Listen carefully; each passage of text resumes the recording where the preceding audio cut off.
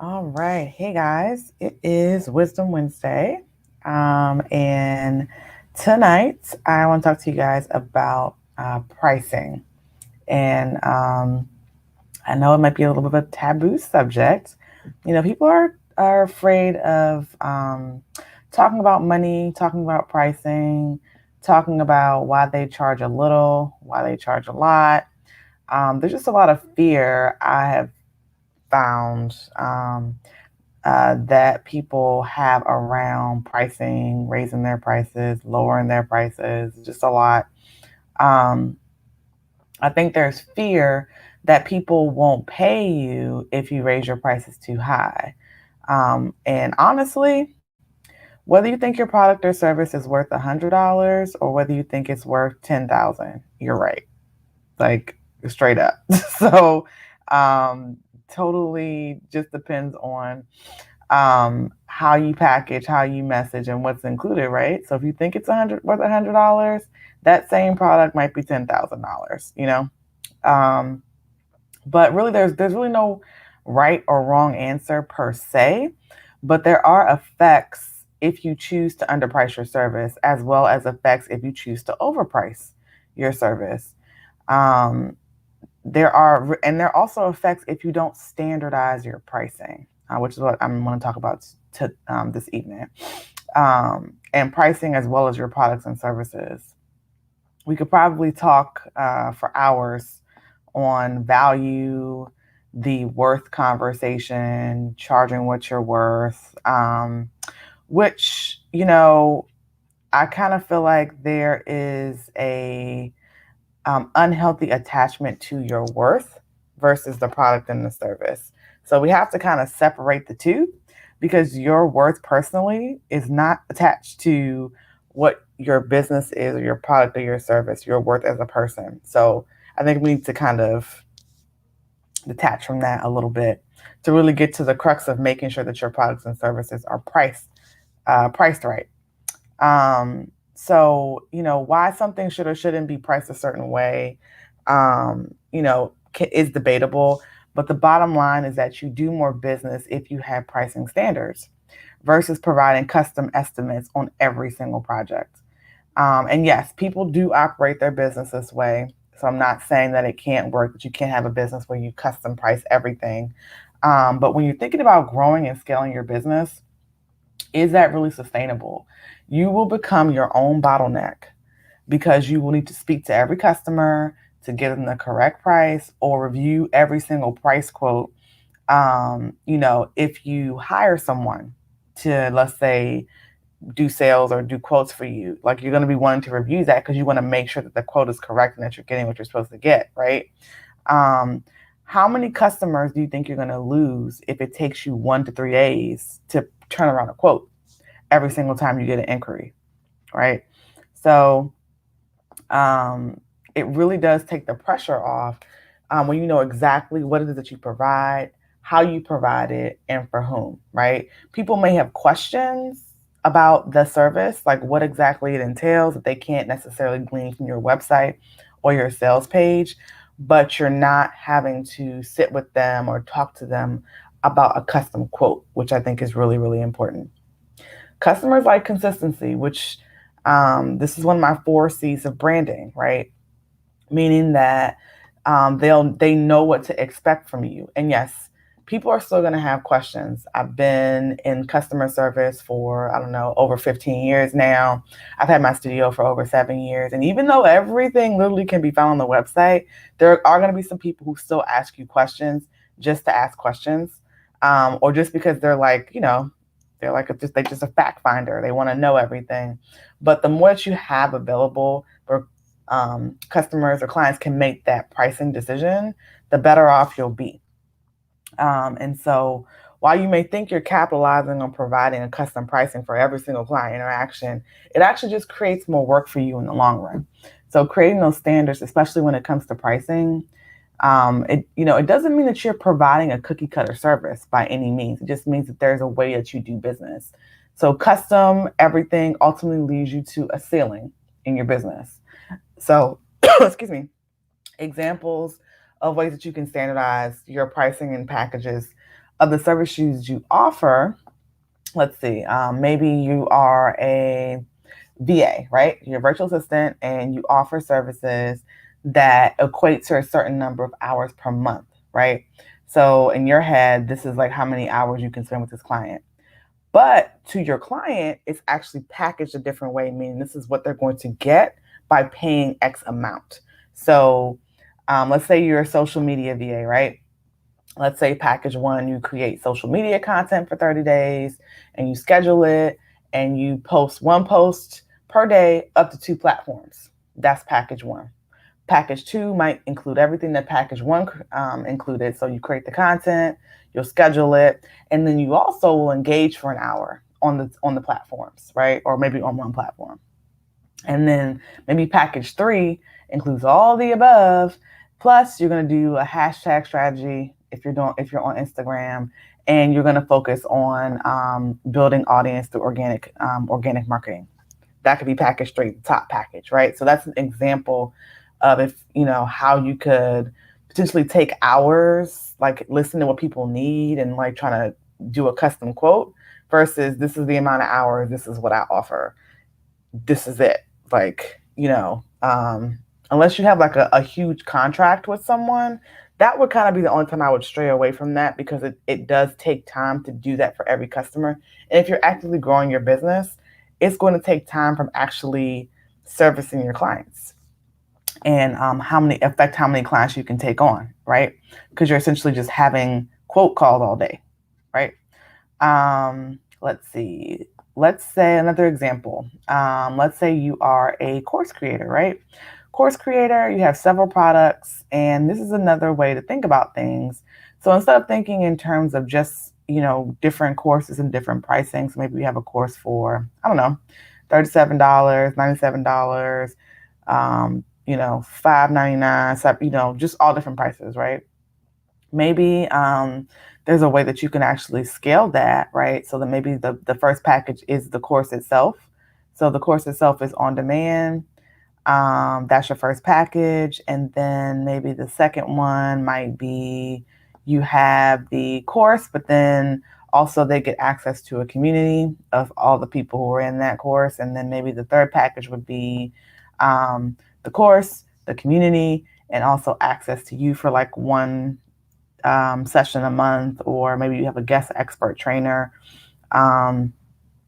for the month or something like that to like kind of increase the value of that package. It also work for membership sites as well. You could do the same thing, but just some examples of how you can kind of standardize and package things so that it makes sense for the pricing that you're charging, but it's also more sustainable for you in the long run.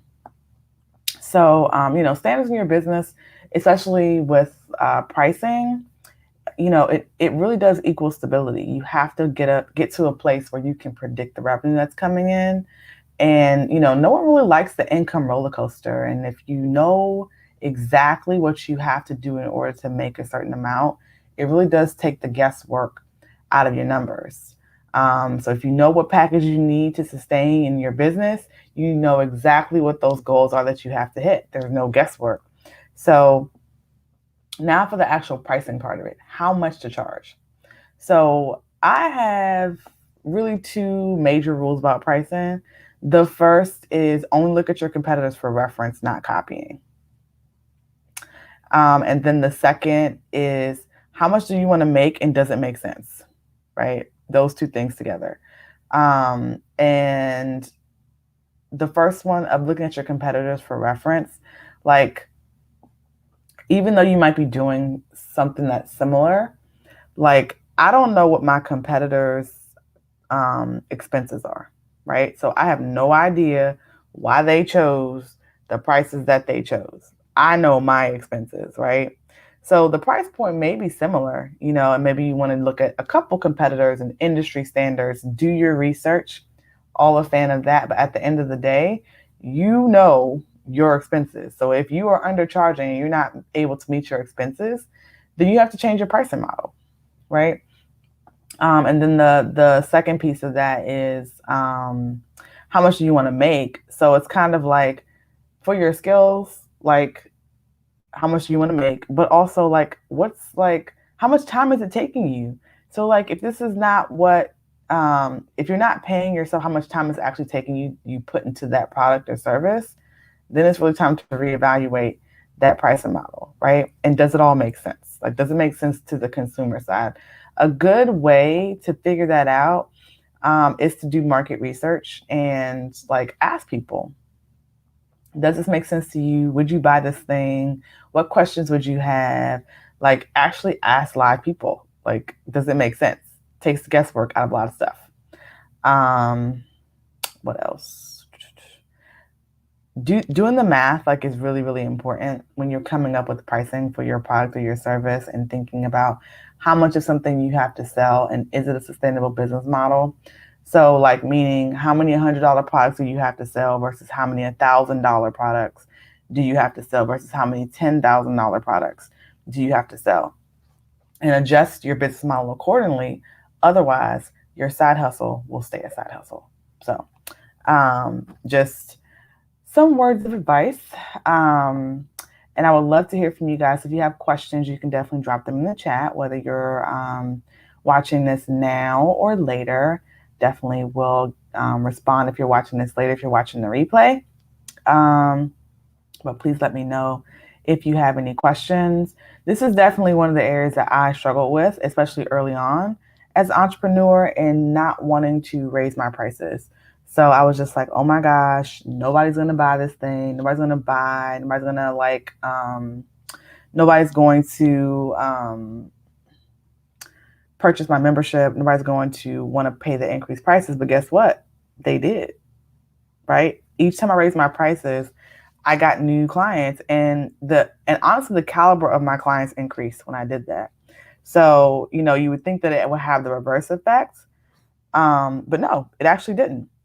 And so I say all that to say there's a lot of angst around raising prices or charging too much when really the market can withstand that your shift in pricing as long as you're able to provide, that excellent level of service that will be consistent with your brand, right? So definitely got to shift mindset.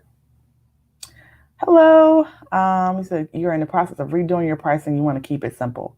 Yes, keeping it simple is key. When you're doing, are you going to do packaging or what are you going to do for your pricing? Because typically 3 options is about, all that people can stand. If you got like 8 to 10 options, people tend not to make a decision. So I would say 3 options is probably, packages. Okay. Yeah. So like 3 options. That would be, I would strive to like make everything if you can. Too many options, people tend to not make a decision. 4 is okay. 3, I would say most people probably have 3 to 5, but 3 is typically like, that is like what, I think people they have less to look at.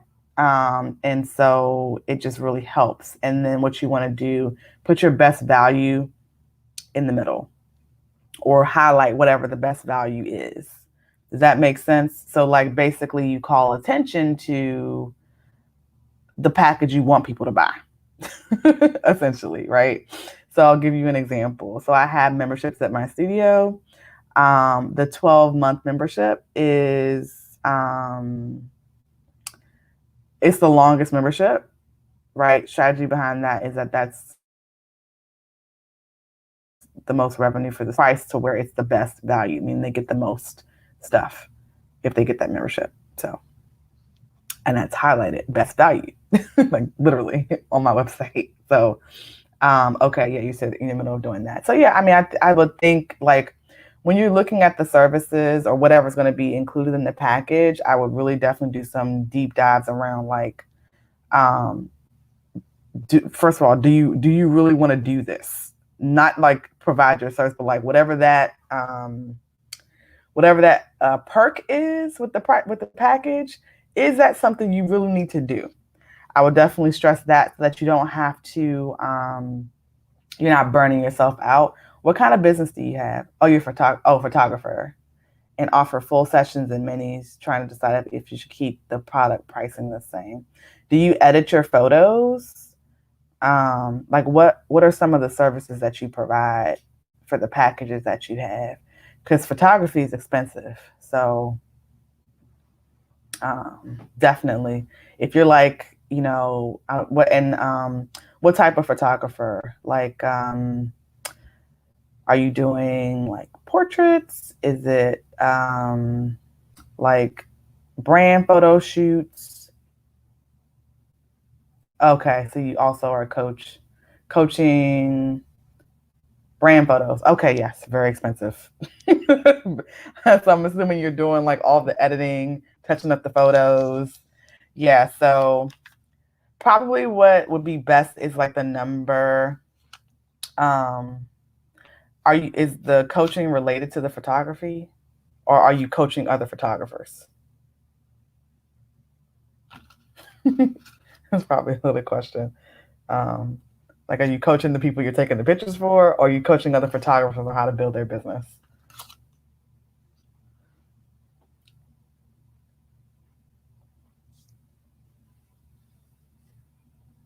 Keep the product pricing. Coaching entrepreneurs. Okay, so you're just a coach, business coach.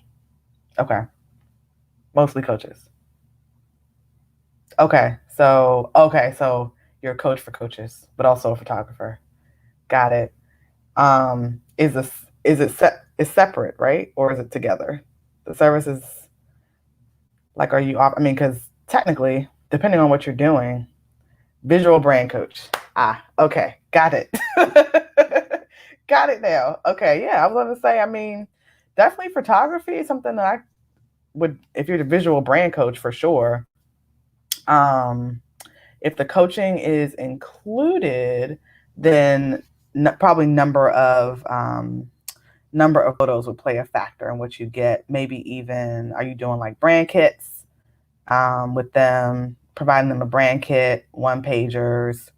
So much you could do. Like, I guess it really depends on what your specialty is. I'm thinking like um, you could go high social, like social media, and have like um, provide custom kits for this a brand kit period, but also maybe different photos that would be great for social media, like LinkedIn profile, like makeovers, um, their social profile makeovers, like pretty much whatever photos you felt would go good with each platform. You could do banners, you could do a lot of different things. Has X number of photos, however I want to restructure to upgrade the packages. Okay. Yeah, I think there's a lot you can do. And if you're working with other coaches, let me tell you, like we definitely need photos. But also, I think depending on what platforms you favor, you have expertise in, that would also probably be a good way to go in terms of what you're offering in each package. Um, and if you work with a designer, that might also be another add-on that you could, unless you are doing like creating the graphics, like template graphics are always great to have as a coach for like posting on social media, optimized for whatever platform either you're specializing in, or that can be optimized, or that can be platform agnostic for us to use in different places. I think it just really depends. If you have a specialty, I would definitely like a specialty on a certain social platform. I would definitely include that in my pricing for sure. Um, don't want to do that part. Okay. Well, that could be a nice add-on. Definitely a nice add-on. Maybe you could white label it for sure. So I get it. Like it's like I don't want to do that part. So I would think about that. That could be a nice little add-on. But yeah, that could definitely be a nice add-on. But in terms of like visual branding, I think steering people in a direction with the with whatever they're putting out into the ether. So I'm assuming you're helping them with. Are you helping with them with social media? You are, right?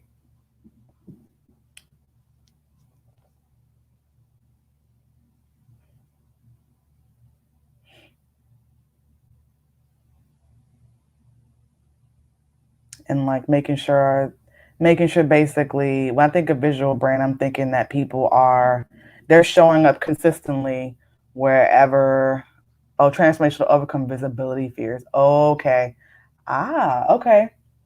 I was gonna say, are you doing standardization across wherever they're showing up? So whether it's their website, their social media, that might also be, if you're not doing that, something to consider in your packages. A lot of times, like I'll see people they'll have like different logos and things depending on the platform that they're on, and so like really working with people to streamline how they show up wherever they show up.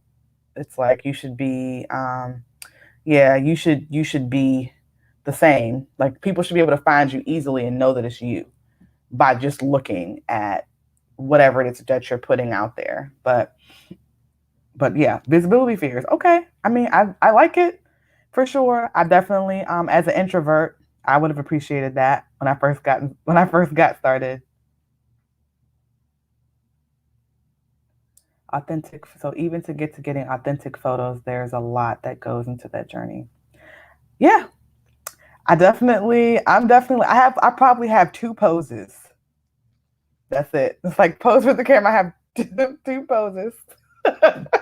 After that, I was like, just snap because I don't know. I mean, I've been taking pictures for a while now, so I kind of got it. Plus, I take pictures from my studio, so maybe I'm probably not the best example, but like in real life, I only have two poses. So if you if it's professional, I have like this pose, like hands on hips, and then one hand on hip. Like that's it. That's all I got. But can certainly appreciate the authentic photos. I think that's really important for people to like see you in your natural element, whether it's sitting, standing, looking off to the side, like it shouldn't be your job to pose. I mean, I would say that too, but the photographer was very good. But he was a male, so he just, he didn't have a lot of poses. He couldn't make any suggestions. So, you know, um, that's definitely something I will say though. Movement, the posing and the movement is definitely an art. I'm like, oh yeah. I did my boudoir photo shoot. The photographers that I work with were very, very good. They had like all the poses. I was like, this is great. Yes, that is why women need you. That is why, because the awkward photos gotta stop. Gotta stop. Awkward photos gotta stop. And department store photos, while they're great, they're not great for brand shoots. So, um, honestly, I actually, and what's really funny. I'll share this with you. I can't see what your name is, so I'm gonna have to log into the group, and see, because the Streamyard doesn't show it to me. But I was in Walmart and there was a photographer there, and he was trying to get people. I guess he was. I don't know if he was setting up a studio in Walmart. I was confused, but he was basically like, doing shots for. Oh, hi, Alpana. Thanks for attending the live. Um, so he was doing like, I guess, free portraits, and he was trying to say, oh, he was like, oh, you're so pretty, you should do a portrait, blah blah blah blah. It was like, I don't know, $20. It was like an introductory special, and I was just like, well, I really only do brand. I was like, I really only do brand photo shoots. So, he was, he said, what's that? And then I was just like, yeah, no, this is not for me. Nice guy. But I was like, I really only do like I haven't taken probably a portrait photo since I graduated from college. So I was like, I'm only doing like brand photo shoots now. Um, so but he couldn't help me. Like he didn't understand. So definitely a niche, definitely a space for you in the marketplace for sure. And, not to say that male photographers can't help, but it definitely does help when you incorporate, yes, Walmart versus Nordstrom. That's a great analogy. Okay, I was in Walmart. Um, but I think that actually might be something to add to your, well, maybe not to your packaging. You could, I mean, as a perk. Well, you probably could actually, as a part of your marketing. Not sure, like, not, I don't know all the photography lingo, but I think of it a lot of times as a movement coach, but it's not really movement because we're not moving. But that posing is definitely something that I think is of value. So, I mean, a lot of times I work with a lot of photographers, and I would say probably half of them were able to actually pose me. The other times I just came up with poses on my own. So I wouldn't necessarily assume that someone's going to pose me. So maybe that could be something that you highlight in your packaging and in your marketing. I think, because I mean, yes, photographers that have been doing it a long time, maybe, but a lot of them still don't. Yes, that's exactly right. A general dentist versus yeah, what is it? Endodontist for a root canal. Oh yes, okay, yes, you're right. Yep.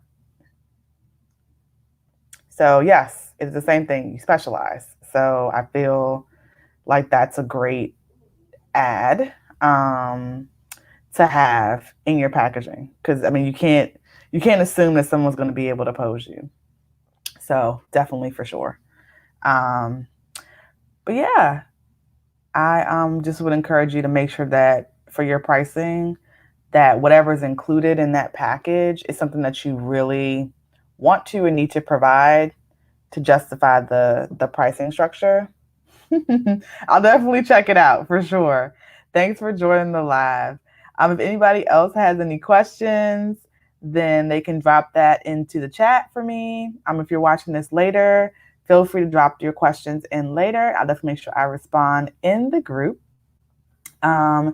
If you all are interested in learning more about creating standard pricing for your business and packaging, you can book a strategy call with me, and the link to do that is in the description of this live. If you want to DM me, you can do so. I'm at Crystal Vernay on all handles, Facebook, Instagram, and Twitter. And then if you want to DM Simply She, you can do so on Facebook at Simply She, or sorry, Facebook at I Simply She, or on Instagram at I_simply_she. That's it, guys. Hopefully you guys have found what I've shared today to be helpful. And I'll see you guys next Wednesday. Remember, you too can conquer if you slay hard every day.